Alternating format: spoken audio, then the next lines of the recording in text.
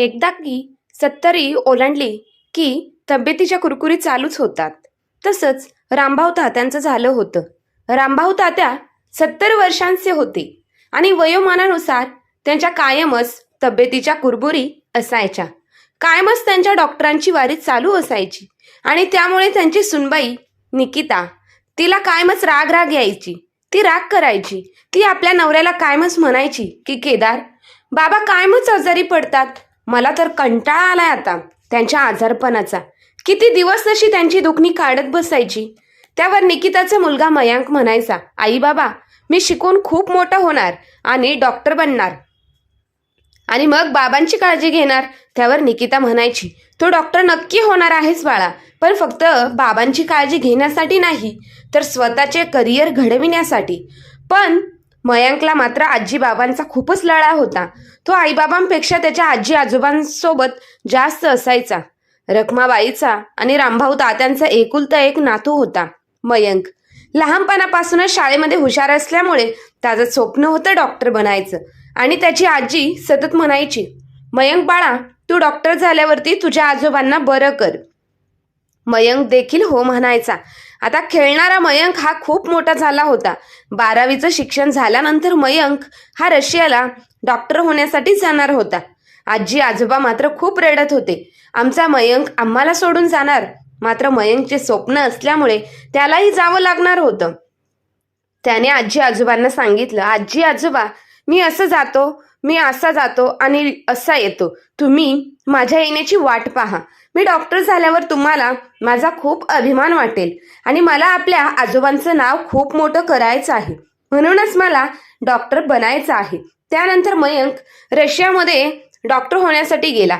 काही दिवसातच त्याने त्याचे MBAचे शिक्षण पूर्ण केले. आता तो आपल्या भारत देशामध्ये येण्याच्या तयारीत होता. भारतातील एका मोठ्या हॉस्पिटलमध्ये त्याची डॉक्टर म्हणून नेमणूक झाली होती. मयंक 5 वर्षानंतर भारतात जाणार असल्यामुळे तो भारतात जाण्यास खूपच उत्सुक होता. तो पटकन त्याची पॅकिंग करून सर्व कपडे वगैरे पॅक करून भारतात जाण्यासाठी निघून जातो. फ्लाईटमध्ये बसताना तो आपल्या कुटुंबाचा विचार करतो. त्याला आपल्या आजी आजोबांची खूप आठवण येते. त्याला आई वडिलांची खूप आठवण येते. मयंक त्याच्या आजी आजोबांचा खूप लाडका होता, कारण त्याची आजी व आजी आजोबांवर खूप प्रेम करायची. त्याची आजी त्याच्यावर खूप प्रेम करायची. त्याचं सर्व हट्ट पूर्ण करायची. आजी त्याची प्रत्येक गोष्ट ऐकायची, जी मयंक आणि आजी बाबांचं एक वेगळंच नातं होतं. खोडकर आणि प्रेमाचं. मयंकला आजही तो दिवस आठवतो, जेव्हा त्याला वाचविण्यासाठी आजीने आईची बोलणी खाल्ली होती. थोडक्यात सांगायचं तर त्याचे आजोबा रामभाऊ आणि आजी रखमाई, त्यांचं नातवावर स्वतःच्या जीवापेक्षा जास्त प्रेम होतं.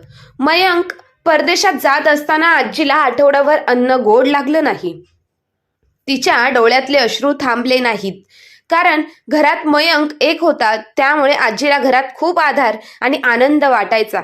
आजी मयंकला म्हणायची, बाळा, तू परदेशात गेला तर मला या घरात करमणार नाही. तुझ्याशिवाय मी कसं जगणार? तू लवकर ये, तुझा अभ्यास पूर्ण करून परत ये. तुझ्या आजोबांची तब्येत बरी नसते, म्हणून तू जेव्हा डॉक्टर बनून परत येशील तेव्हा सर्वात आधी तुझ्या आजोबांवर उपचार कर. मयंक देखील आजोबांना मिठी मारतो आणि म्हणतो की मी लवकरच डॉक्टर बनून परत येईल आणि आजोबांना पूर्ण बरं करेल. काळजी करू नकोस आजी, असं म्हणून मयंक परदेशात जाण्यासाठी तयार होतो आणि परदेशात जातो. 5 वर्षामध्ये रशियामध्ये शिक्षण घेऊन आज तो भारतात परतत होता, तेही भारतामधील एका प्रसिद्ध हॉस्पिटलमध्ये डॉक्टर बनून. इकडे रामभाऊ तात्यांची आजही तब्येत बरी नव्हती. त्यामुळे ते पत्नी रखमाबाईंना सोबत घेऊन जवळच्या सरकारी रुग्णालयात जातात. 5 रुपयांचा केस पेपर काढून ते डॉक्टरांना दाखवतात. तेव्हा डॉक्टर त्यांना सांगतात की तुमचा BP खूप वाढला आहे. मी काही औषधं तुम्हाला लिहून देतो, ती तुम्ही घेऊन या. डॉक्टर बोलतात, मी तुम्हाला फक्त सरकारी औषधं लिहून देतो. ती स्वस्त देखील आहेत. ते तुम्ही आरामात विकत घ्याल. कारण सरकारी दवाखान्यामध्ये असलेले डॉक्टर रामभाऊ तात्यांना चांगलेच ओळखत होते आणि त्यांची परिस्थिती चांगलेच परिचित होती. रामभाऊ तात्या त्यांचे आभार मानतात, परंतु चिठ्ठी घेतात आणि तिथेच चिठ्ठी घेतात आणि बाहेरून औषधे विकत घेतात. एक हातात औषधं आणि काठी धरून आणि दुसऱ्या हातात बायकोचा हात धरून ते रस्त्याच्या कडेला येऊन उभे राहतात. ते रिक्षाची वाट पाहत असतात. तेव्हा रखमाबाई व आकाशाकडे वरती पाहतात तर रामभाऊ तात्यांना म्हणतात, पाऊस पडेल असं वाटत आहे. सर्वत्र ढगाळ वातावरण झालेलं आहे. चला लवकर रिक्षा घेऊन घरी जाऊयात, नाहीतर आपण दोघेही भिजू आणि आपली तब्येत आणखीन बिघडून जाईल. तेव्हा त्यांना दुरून येताना एक रिक्षा दिसते. रखमाबाईंनी रिक्षाला हात दाखवत आवाज दिला. ते दोघेही रिक्षामध्ये बसून घराकडे निघतात. रिक्षामध्ये बसतात. जोरदार पाऊस सुरू होतो. पाऊस पाहताच रामभाऊ तात्या रखमाबाईंना म्हणतात, तुला आठवते का हो? रखमाबाई, तुला पाऊस किती आवडायचा? प्रत्येक पावसात जेव्हा जेव्हा पावसाळ्यात पाऊस येईल किमान तू एक दोनदा तरी पावसात भिजायचीस. पण आता आपलं वय झालं आहे त्यामुळे तुला आता पावसाची भीती वाटते का? की आपण कुठे आजारी पडायला नको? पाऊस खूपच जोरदार पडत होता. बोलता बोलता त्यांचं घरही समोर येतं. पाऊस तर पडतच होता. त्यांच्या घराकडे जाणारा रस्ता खूपच छोटा होता, त्यामुळे तिथे रिक्षा जाऊ शकत नाही. त्यांना पायी जावं लागणार होतं. त्यामुळे दोघेही त्यांच्या बाहेरच्या रस्त्यावर उतरता उतरता मुसळधार पाऊस पडत होता. परंतु त्यांना घरी पोचायचं होतं. छत्री त्यांनी आणलेली नव्हती. रामभाऊ तात्यांनी घेतलेली औषधं भिजू नये म्हणून रखमाबाईंनी ती औषधं पदरामध्ये गुंडाळलेली आणि आपला पतीचा हात धरून घराकडे चालू लागतात, जेणेकरून ते पाय घसरून पडू नये. त्यामुळेच त्या पतीचा हात धरून हळूहळू चालत होत्या. घराबाहेरच्या पडवीत बसलेली त्यांची सून दुरूनच सासू सासऱ्यांना एकमेकांच्या हातात हात धरून पावसात सोबत येताना पाहते आणि पती केदारला हाक मारते की बघा, या म्हातारपणातही तुमचे आई बाबा कसे एकमेकांवर प्रेम करत आहेत, व्यक्त करत जगाला दाखवत आहेत. ते दोघे पावसात भिजत एकमेकांचा हात धरून चालत आहे. अहो, त्यांना अजिबात लाज वाटत नाही का म्हातारपणातही असे करताना? शेजारचे 4 लोक पाहतील तेव्हा काय बोलतील? केदार रागाने हे सगळं पाहतो आणि म्हणतो की आज आई बाबांना पाहतो मी आणि नीट समजावूनही सांगतो की ह्या परिसरात आमची खूपच मोठी इज्जत आहे. आमची पूर्ण इज्जत मातीमोल करायची ठरवली आहे का तुम्ही? हे दोघे म्हातारे म्हातारपणातही हातात हात घालून चालत आहे. त्यांना लाजही वाटत नाही का?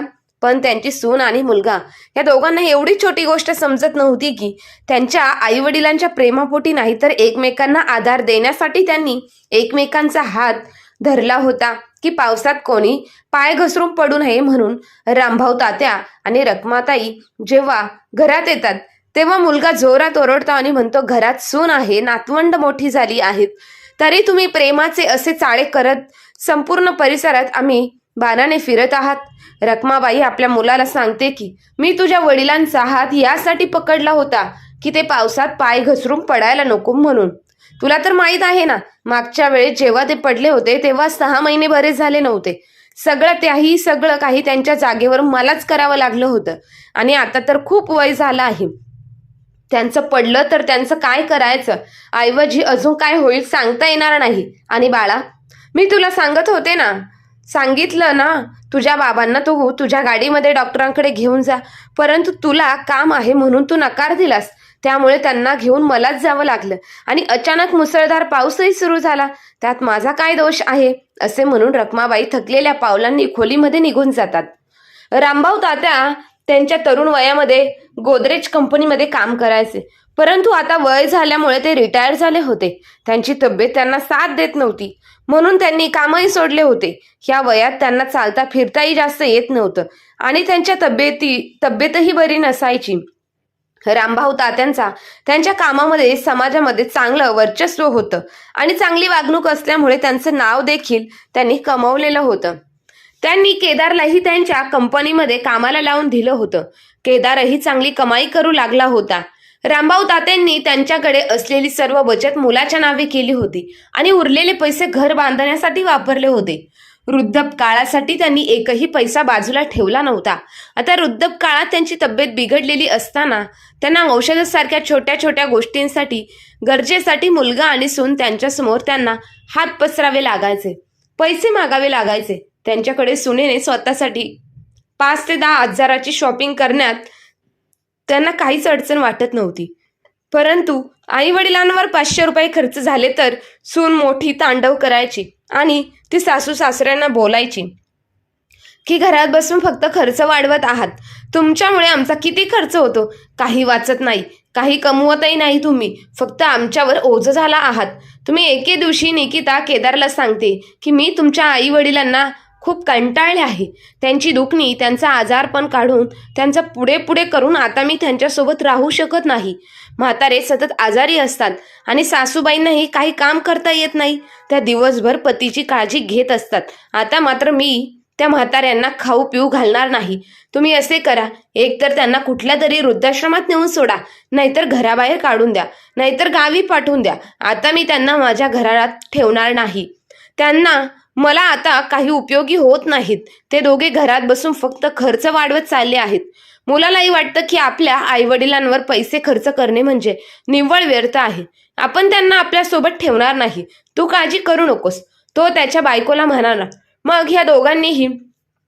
मी ह्या दोघांना 10 दिवसाच्या आत घराबाहेर काढण्याची व्यवस्था करतो. केदार त्याच्या आईवडिलांना सांगतो की मी मुंबईतल्या एका मोठ्या डॉक्टरांशी बोललो आहे आणि तुम्हाला चांगल्या डॉक्टरांना दाखवायचंय. तुमची तब्येत खूप खराब होत चालली आहे ना. एकदा तुम्ही तुमच्या चांगल्या डॉक्टरांना दाखवलं तर तुम्ही पूर्णपणे बरे व्हाल. सुनबाई मुलांसोबत सहमत होऊन म्हणते, तुम्ही अगदी बरोबर बोलत आहात. बाबांना मुंबईतल्या एका मोठ्या डॉक्टरांना दाखवा, म्हणजे त्यांची तब्येत पूर्ण बरी होईल. आपल्या मुलाचे आणि सुनेचे असे गोड बोलणे ऐकून त्यांना आश्चर्य वाटले. त्यांना समजत नव्हते की त्यांचा मुलगा आणि सून त्यांना त्यांच्या मुंबईसारख्या मोठ्या शहरातील डॉक्टरांना दाखविण्यासाठी कसे काय तयार झालेत. तो तर मला इथल्या जवळच्या हॉस्पिटलमध्ये सुद्धा घेऊन जात नाही, मग तो मला मुंबईला कसा घेऊन चालला आहे. त्यावर रखमाबाई म्हणाल्या, बाळा, तू तुझ्या आईवडिलांना एवढा लांब घेऊन जाणार आहेस, त्यापेक्षा जवळच्या चांगल्या डॉक्टरांना दाखवलं तर बरं होईल. ते त्यावर म्हणतो, अगं आई, काय बोलतेस तू. मी माझ्या एका मित्राशी बोललो आहे. तो मुंबईतील एका मोठ्या हॉस्पिटलमध्ये काम करत आहे. त्याची मदत घेऊन मी बाबांना आपण मोठ्या डॉक्टरांना दाखवू शकू. मी त्याच्याशी सर्व गोष्टींबद्दल बोललो आहे. फक्त उद्या निघायची तयारी कर. परवा आपण त्याला भेटणार आहोत. तुमच्या कपड्यांचे 2-2, 3-3 जोड जास्त ठेवा, कारण तिथे 3-4 दिवस राहावे लागले. केदारचे हे बोलणे ऐकून रखमाबाईंना वाटले की कदाचित आपला मुलगा सुधारला आहे. त्याला वडिलांची काळजी वाटू लागली आहे. त्यामुळेच ते आपल्या वडिलांना मोठ्या शहरात डॉक्टरांकडे घेऊन जात आहे. रखमाबाईंनी सुद्धा आनंदाने आपल्या पतीची बॅग भरायला सुरुवात केली. दुसऱ्या दिवशी रामभाऊ तात्या आणि रखमाबाई आपल्या मुलासह आणि सुनेसह मुंबईला निघून जातात. केदार त्याच्या आईवडिलांना मुंबईमधील मोठ्या मल्टी स्पेशालिटी हॉस्पिटलमध्ये घेऊन येतो. त्या हॉस्पिटलला पाहून रखमाबाईंचे डोळे तर पाणावतात. अरे, एवढे मोठे हॉस्पिटल, एवढी मोठी इमारत मी कधीही पाहिली नाही. किती मोठे मोठे डॉक्टर आहेत आणि नर्स फिरत आहे. इथे केदार त्याच्या आईवडिलांना हॉस्पिटलच्या बाहेर गार्डनमध्ये एका झाडाखाली बसवतो आणि त्यांना सांगतो की तुम्ही इथे बसा, मी माझ्या मित्राला भेटून येतो आणि डॉक्टरांबद्दल माहिती काढून येतो. आणि एवढं मोठं हॉस्पिटल आहे तर नंबर आहे आधीच लावायला लागतो. मी लावून आलो, तोवर आई बाबा तुम्ही इथे बसा, असे बोलून केदार आणि त्याची बायको निकिता तिथून निघून जातात. रामभाऊ तात्या आणि रखमाबाई त्यांचा मुलगा आणि सून येण्याची वाट पाहू लागतात की कधी त्यांचा मुलगा येईल आणि त्यांना डॉक्टरांना भेटायला घेऊन जाईल. पण अशीच वाट बघता बघता जवळपास 5 तास उलटून जातात. पण ना सून परत येत ना मुलगा परत येत. आलेही नाही. दोघेही आता रामभाऊ तात्यांना सुद्धा काळजी वाटू लागली. रामभाऊ तात्या आपल्या बायकोला म्हणतात, म्हणजे रखमाबाईंना बोलतात, अगं, मुलांना यायला एवढं उशीर का झाला असेल. तिकडं काही प्रॉब्लेम तर आला नसेल ना. एवढं मोठं हॉस्पिटल आहे असं म्हटल्यावर ते आपल्याला शोधायला रस्ता चुकले असतील का. नक्की काय झालं असेल तिकडे, काय झालं असेल. मला देखील आता खूप काळजी वाटत आहे. दोघे आई वडील डोळ्यांमध्ये तेल घालून येणाऱ्या मुलांची आणि सुनेची वाट पाहत होते. आता त्यांना काळजी वाटू लागली की आपला मुलगा आणि त्यांना अजून न्यायला का आला नाहीये. म्हणून आता दुपारपासून संध्याकाळ होत आली होती, परंतु मुलगा आणि सून येण्याची काही चिन्ह दिसत नव्हते. त्या बिचाऱ्या आई वडिलांना ही गोष्ट समजत नव्हती की त्यांचा मुलगा आणि सून त्यांना मुंबईसारख्या मोठ्या शहरात डॉक्टरांना दाखवण्यासाठी घेऊन आले नाहीत, तर आपल्या वृद्ध आईवडिलांना मुंबईमध्ये सोडून देण्यासाठी आले आहे. तो आपल्या आईवडिलांपासून स्वतःची सुटका करण्यासाठी त्यांना मुंबईमध्ये सोडून ते दोघे निघून गेले होते. रखमाबाई आणि रामभाऊ तात्या हॉस्पिटलच्या बाहेर घाबरून आपल्या मुलाचा शोध घेत राहतात. तिथे दिसतील त्या वेळेला भेटतील त्या लोकांना ते विचारत होते की त्यांनी माझ्या मुलाला आणि सुनेला पाहिले आहे का. परंतु एवढ्या मोठ्या शहरात कोण कोणास ओळखते. रामभाऊ तात्यांना आता मात्र मुलावर आणि सुनेवर संशय येऊ लागला की त्यांचा मुलगा आणि सून त्यांना डॉक्टरांकडे नव्हे तर एवढ्या मोठ्या शहरात रस्त्यावर एकटे सोडून द्यायला आले होते. त्यांना कुठलीही आपल्या आईबाबांची काळजी नव्हती की ते प्रेमाने त्यांना दवाखान्यामध्ये घेऊन जात असेल.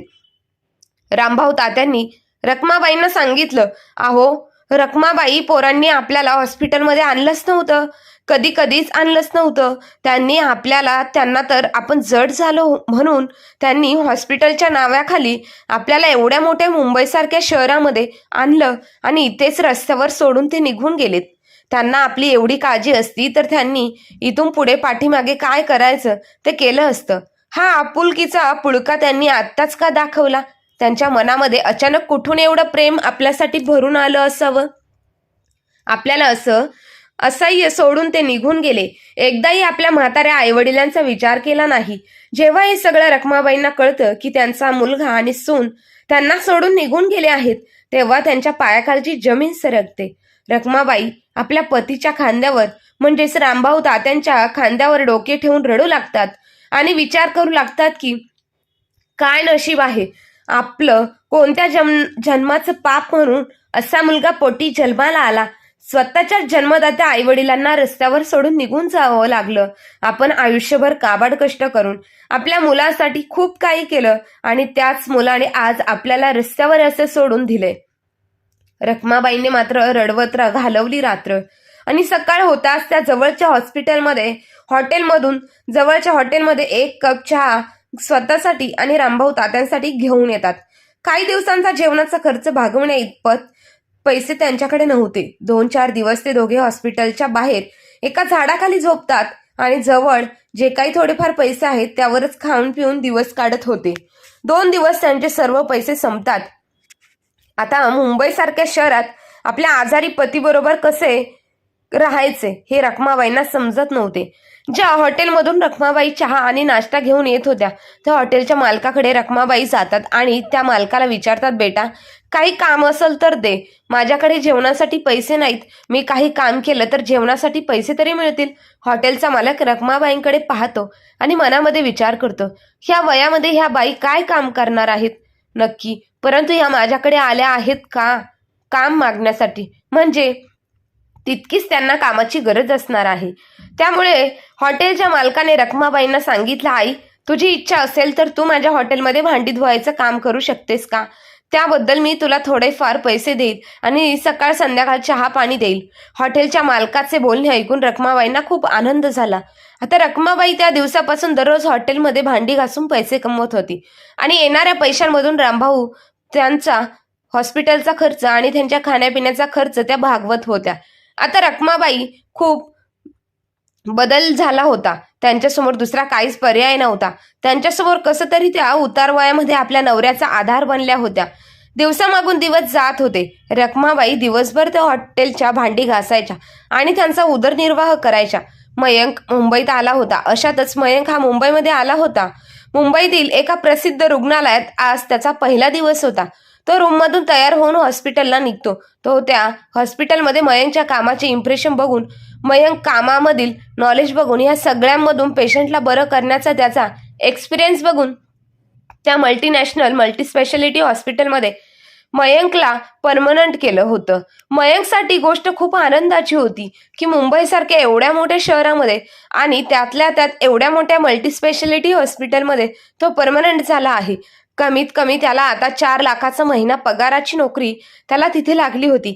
हा आनंदाचा क्षण आईबाबांना आणि आजी बाबांना सांगण्यासाठी मयंकने फोन केला. केदारच्या फोनवरती फोन आल्यानंतर केदारने आपल्या मुलाचा फोन उचलला. दोघांचं बोलणं झालं. आनंदाची बातमी मयंकने आपल्या आईबाबांना सांगितली. त्यानंतर मयंकने बाबांना विचारलं, आजी आजोबा कुठे आहेत, मलाच त्यांना सुद्धा ही आनंदाची बातमी सांगायची आहे. त्याचवेळी केदारने उडवाउडीची उत्तरं देत मयंकला सांगितलं की बाळा, आजी आजोबा आत्ताच मंदिरात गेले आहेत आणि ते संध्याकाळी येणार आहेत. मयंकला देखील खरं वाटलं. मयंकने सांगितलं, ठीक आहे बाबा, आता मी फोन ठेवतो आणि आजी आजोबा आल्यावरती संध्याकाळी मला तुम्ही फोन करा. फोन त्याने कट केल्यानंतर संध्याकाळी केदारने काही मयंकला कॉल बॅक केला नाही. मयंकच्या झोपण्याच्या वेळी हे लक्षात आलं की बाबांनी आपल्याला फोन केला नाही. आजीसोबत बाबांसोबत आपलं बोलायचं राहून गेलं. आज पुन्हा एकदा मयंकने आनंदाची बातमी सांगण्यासाठी बाबांना बोलण्यासाठी केदारला फोन केला. केदारने फोन उचलल्यानंतर मयंकने नेहमीप्रमाणे प्रश्न विचारला, आजी बाबा कुठे आहेत, मला त्यांच्याशी बोलायचं आहे. त्याच वेळेस केदारने मयंकला सांगितलं, अरे बाळा, आज सकाळी 8 वाजता आजी आणि मावशीकडे त्यांच्या गावी गेले आहेत आणि कमीत कमी ते महिनाभर तिकडेच राहणार आहेत. वाईट वाटलं की आजी बाबांना आई बाबांनी माझा निरोप दिलाच नसणार. त्याशिवाय ते माझ्यासोबत न बोलता असे कुठेही जाणार नाहीत. परंतु बाबा असे उत्तर देत नाहीत. ते आहेत माहीत ठीक नाही बाबा असे म्हणून मयंकने फोन ठेवला. त्यानंतर मयंकच्या कामाचे रुटीन चालू झालं होतं. सकाळी आवरायचा उठून आणि त्यानंतर दिवसभर हॉस्पिटलमध्ये जायचा. एक दिवशी रखमाबाई हॉटेलमध्ये भांडी घासायला आल्या होत्या आणि दुपारच्या जेवायच्या वेळेस ते जेवणासाठी बसलेल्या असताना डब्बा खोलल्यानंतर त्यांनी बनवलेल्या भाजीचा वास हॉटेलच्या मालकाला गेला. हॉटेलच्या मालकांनी विचारलं, हा वास कसला येत आहे? त्यावेळी त्यांनी चेक केल्यानंतर त्यांना समजलं, हा तर रखमा मावशीच्या डब्याचा स्मेल आहे. हॉटेलच्या मालकांनी रखमा मावशींना विचारलं, रखमा मावशी, भाजी कसली आहे ग? खूप छान वास येत आहे. रखमा मावशींनी आपल्या गावरान पद्धतीने हॉटेलच्या मालकांना सांगितलं, थोडं खाऊन तर बघा, आमचं गावरान पिठलं आवडलं तर नक्की उद्या मी तुमच्यासाठी घेऊन येईल. हॉटेलच्या मालकांनी रखमाताईंच्या हातचं पिठलं खाल्लं आणि रखमा मावशीला सांगितलं, मावशी, उद्यापासून आपल्या हॉटेलमध्ये हे पिठलं भाकरी मेनू तू करत जाशील का ग? रखमाबाईंनी उत्तर दिलं, आहो साहेब, कशाला गरिबाची थट्टा करताय? हा कसला आलाय मेनू? हे तर गरिबाचं जेवण आहे. त्यावेळी हॉटेलच्या मालकांनी सांगितलं, नाही मावशी, ही माझी तुझी रेसिपी आहे, तुझ्या हातची चव आहे, ती खूप छान आहे आणि नक्कीच आपल्या हॉटेलमध्ये याला खूप मागणी असेल.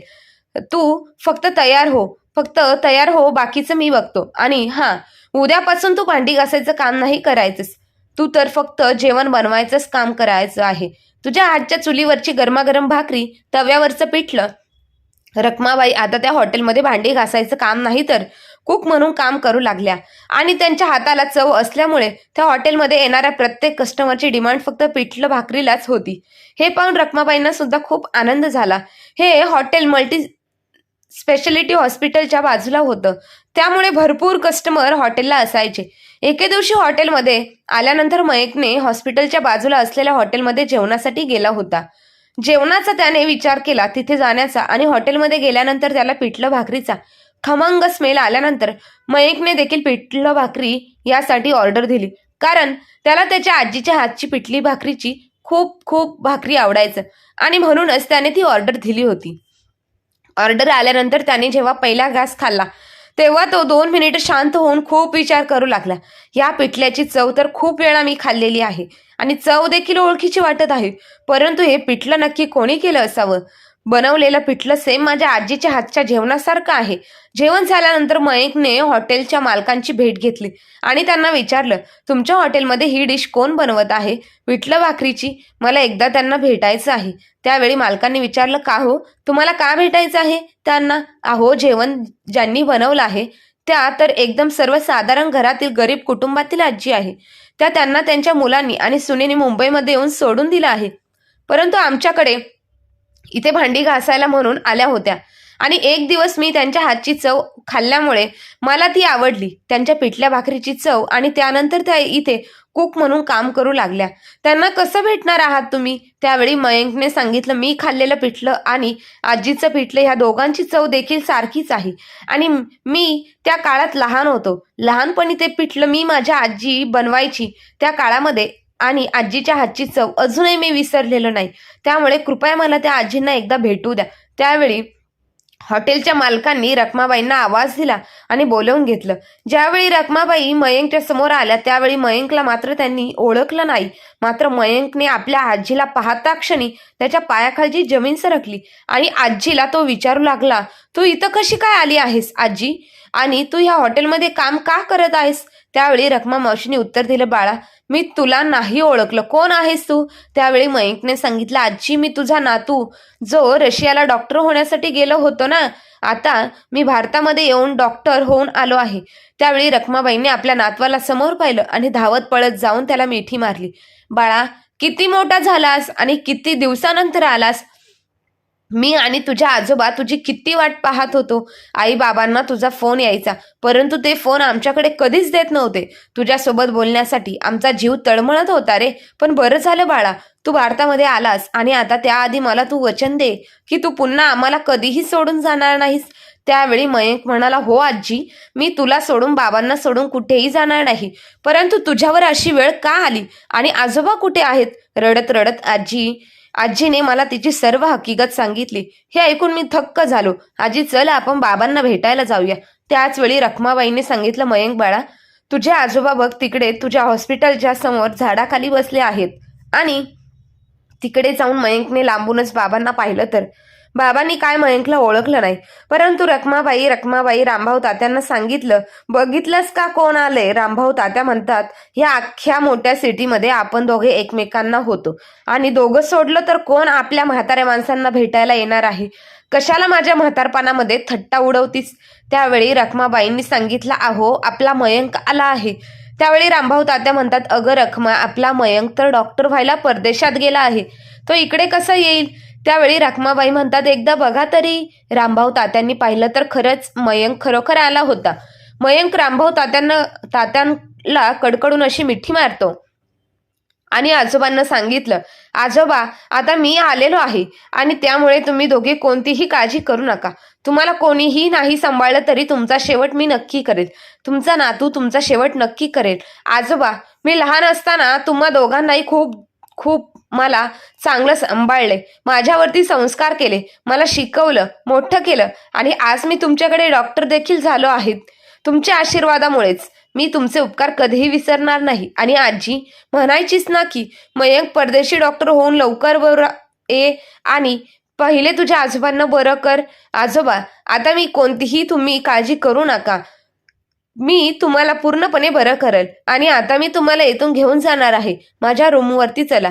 तुम्ही मयंक रखमाबाईंना आणि रामभाऊ तात्यांचे हे बोलणे ऐकताच जवळ गर्दी जमली होती आणि सगळी माणसे एकमेकांमध्ये बोलत होती. एवढ्या मोठ्या डॉक्टरांच्या आजी आजोबा असे रस्त्यावर फिरत आहे. परंतु त्याच वेळेस मयंकने सांगितलं, माझ्या आजी आजोबांवरती ज्यांनी ही वेळ आणली आहे ते माझे आई बाबा आहेत. मी आता ह्या माझ्या आजी आजोबांना माझ्यासोबत घरी घेऊन जाणार आहे. असं बोलून रामभाऊ तात्या आणि रखमाबाई मयंक सोबत त्याच्या रूमवरती निघून गेले.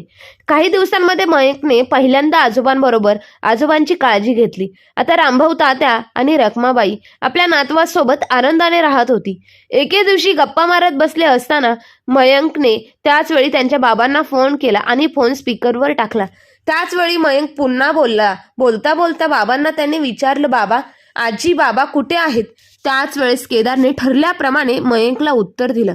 केदारने सांगितलं मयंकला की बाळा, आजी आजोबा अजून राधा मावशीकडेच आहे, घरी आलेच नाहीत. ते म्हणतात आम्ही तिकडेच आनंदी आहोत, त्यामुळे आमची काळजी करू नकोस. हे उत्तर ऐकून रामभाऊ तात्यांना रखमाबाईंना खूप वाईट वाटतं की किती खोटं बोलत आहेत. त्यावेळी मयंक त्याच्या आई वडिलांचाही खूप राग येतो त्याला. आई बाबांशी अशी खोटी वागणूक पाहून मयंक खूप आश्चर्यचकित होतो आणि त्याला खूप वाईट वाटतं की त्याचे आई बाबा त्याच्या आजी आजोबांसोबत असं करू शकतात. मयंक त्याच्या आई बाबांना आजी वडिलांना बोलतो की आई बाबा, मी तुम्हाला परदेशात फिरायला घेऊन जाणार आहे. तुम्ही दोघे माझ्यासोबत फिरायला चला. मी तुम्हाला परदेशात फिरायला घेऊन जातो. मयंकला त्याच्या आई वडिलांची चूक लक्षात आणून द्यायची होती, म्हणून मी त्यांना फिरायला जाण्याच्या बहाण्याने विमानतळावर नेऊन सोडले आणि तेथून निघून सरळ आजी आजोबांकडे आलो. दिवसभर आई बाबा हे वाट बघत माझे विमानतळावरती बसले, पण मी त्यांच्याकडे गेलोच नाही. दिवसभर तर आई बाबांनी माझी वाट पाहिल्यानंतर मग मी संध्याकाळी त्यांच्याकडे गेलो. मला पाहताच आईने मला मिठी मारली आणि रडू लागली, बाळा, आम्हा दोघांना सोडून तू कुठे गेला होतास? मला खूप चिंता वाटत होती तुझी. आणि तुझे वडील तर कधीपासून टेन्शन मध्ये होते, इकडे तिकडे फिरत आहे. अरे निदान मला फोन करून तरी सांगायचंस ना, तू कुठे चालला आहेस ते. आम्हाला इथं असं एकट्यांना सोडून तू निघून गेलास.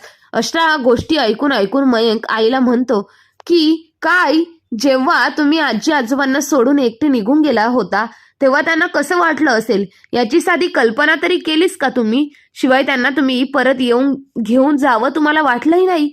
तुम्हाला तर हेही माहीत नाही की ते कुठे आहेत, कसे आहेत की नाही आहेत. माझे बोलणे ऐकताच आईबाबांना घाम फुटला. ते दोघे घाबरून खाली बसले. त्यांच्या तोंडातून एकही शब्द बाहेर येत नव्हता, फक्त डोळ्यांतून अश्रू येत होते आणि त्यांना त्यांच्या चुकीचा पश्चाताप होत होता. मयंक त्याच्या वडिलांना म्हणाला की बाबा, तुम्ही मला सांगा की मी काही तासांसाठी तुम्हाला सोडून गेले तरी तुम्हाला किती वाईट वाटलं? काय काय विचार केला तुम्ही? आणि तुम्ही आपल्या आजी आजोबांना कायमचे सोडून आलात. किती वाईट वागलात तुम्ही त्यांच्यासोबत. विचार करा, जर मीही तुमच्यासोबत असं वागलं असतं तर तुम्हाला सोडून कायमचे गेलो असतं तर तुम्हाला कसं वाटलं असतं? बाळा, माझ्याकडून खूप मोठी चूक झाली आहे, आम्हाला क्षमा कर असं बोलून आई बाबा दोघेही रडायला लागले. त्यांना त्यांच्या चुकीचा खूप पश्चाताप होत होता. मग मयंकने आपल्या आजी आजोबांना आई वडिलांसमोर घेऊन येतो. आई वडिलांना समोर पाहून केदार आणि निकिताला खूप कृत्यास्पद वाटत होतं की आपण त्यांना कसं मुंबईसारख्या शहरात सोडून दिलं होतं.